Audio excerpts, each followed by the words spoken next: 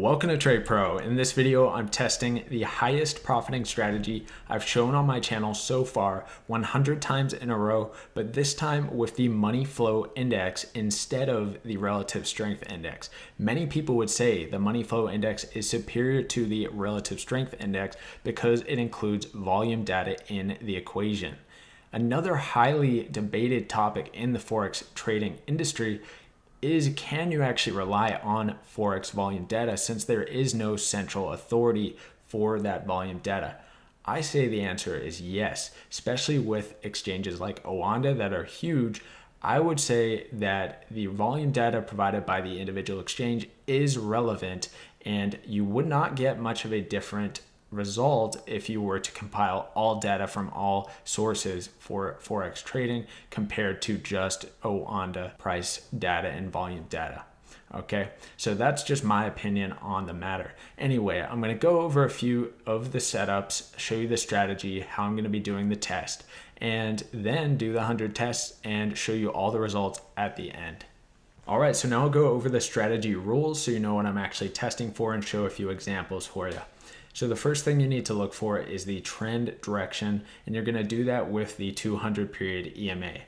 When price is under the 200 EMA, you're only looking to short, and when price is over the 200 EMA, you're only looking to take longs. In this example, the next thing you do is look for hidden bearish divergence since price is under the 200 EMA. If price is over the 200 EMA, you'd be looking for hidden divergence, but hidden bullish divergence.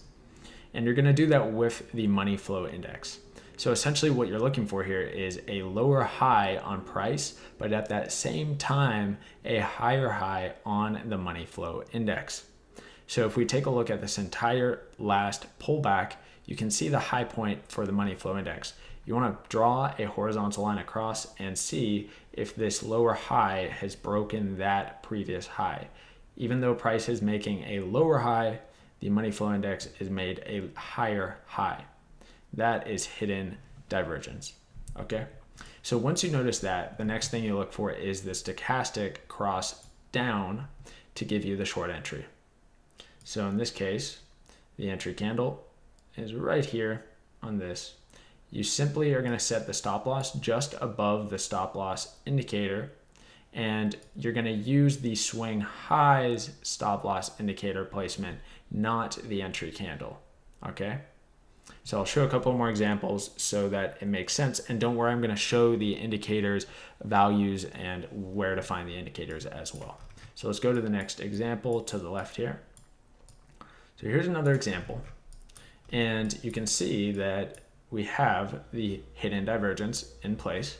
So there's a lower high on the price action, but at that same time, there's a higher high on the money flow index. You then wait for the cross down on the stochastic, which happens on this candle right here. So that's your entry. And your stop loss is going to be placed at the highest point on that stop loss indicator for this swing. So in this case, it's looking good, targeting 2 times risk. And then I'll show one more example here to show what I'm going to be testing for. So in this example, you can see we have this pullback, get a lower high, but at the same time, money flow index makes just a higher high compared to the highest point over here on the money flow index. So on this one, you can see that the stochastic has already crossed down when it makes the hidden divergence. So you need to wait for the next cross down. That happens on this candle right here. Stop loss goes to the highest point of this swing, and using that stop loss indicator to give a little breathing room and targeting 2 times the risk. So yeah, that's what I'm going to be testing for using a 1-to-2 risk reward ratio. And let me show you the indicators here. So stochastic is just the basic stochastic. The settings are 14, 3, and 3. Money flow index is also default 14. And then the stop loss indicator, I'll show you here. Right here, ATR stop loss indicator, Edgar _trend _ something. and I'll show you the settings on it. I changed them. So it's 14 period ATR length, and then multiplier is 1. So those are not default settings. All right, and then just 200 EMA, and that's it. So I'm going to do the 100 test now, and we'll see if this beats out the current highest profiting strategy test.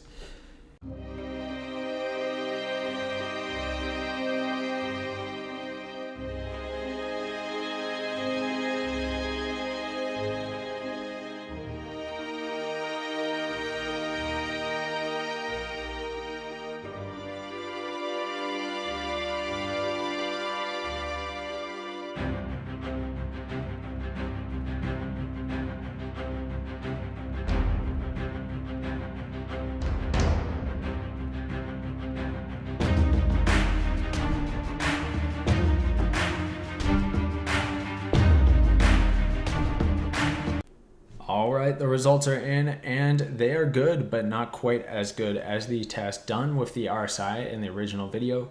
The only other difference, other than switching the RSI for the MFI, is that I added a little stop loss buffer on top for this test. In the first original, I placed the stop just right above the swing high before the entry.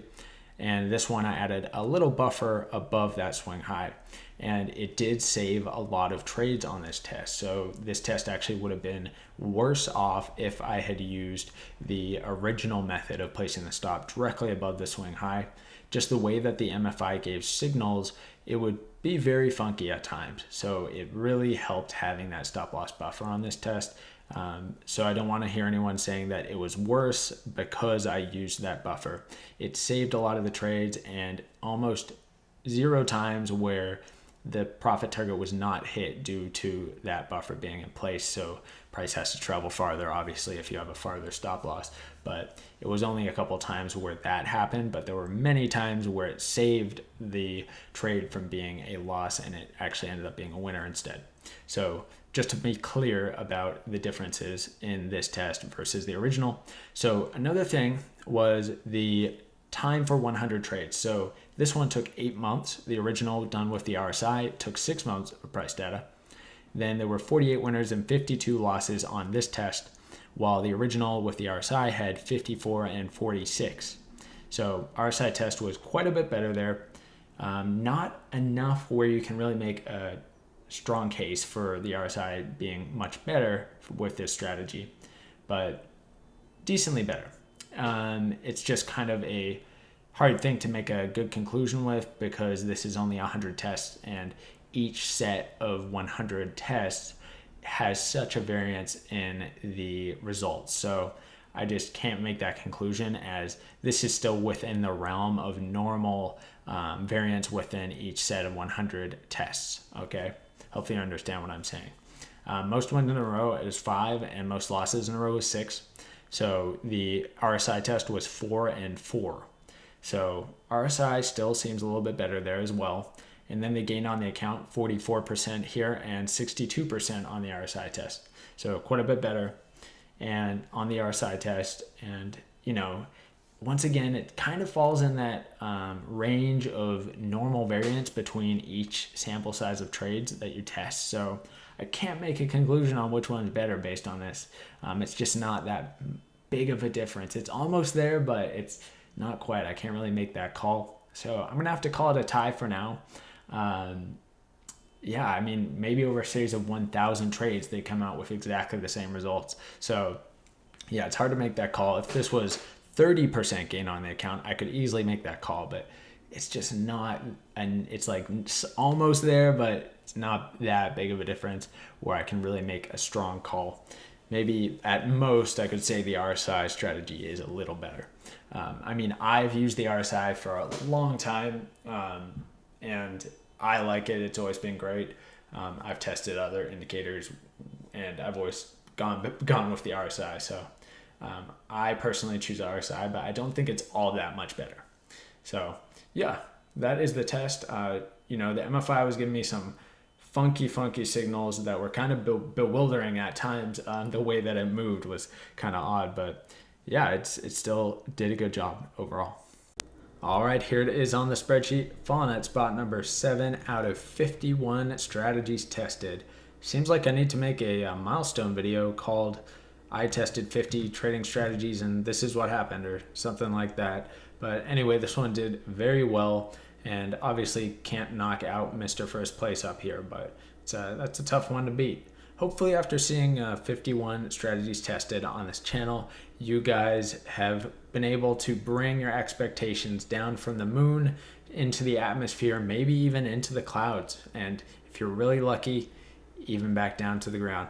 But hopefully you realize now that you're never going to get a 1 to 2 risk reward ratio where you have 70% or 80% win rate. It's just never going to happen. It's not possible. It doesn't exist. So hopefully some of you have realized and gotten the expectations back to reality. I think that you should be aiming for a 50% to 60% win rate if you have a 1 to 2 risk reward ratio. But yeah, so that is it. Calling it a night. If you guys like the video, make sure to like the video and subscribe if you haven't already. Comment down in the comment section. No longer on the moon if you want to help the algorithm out. Thank you.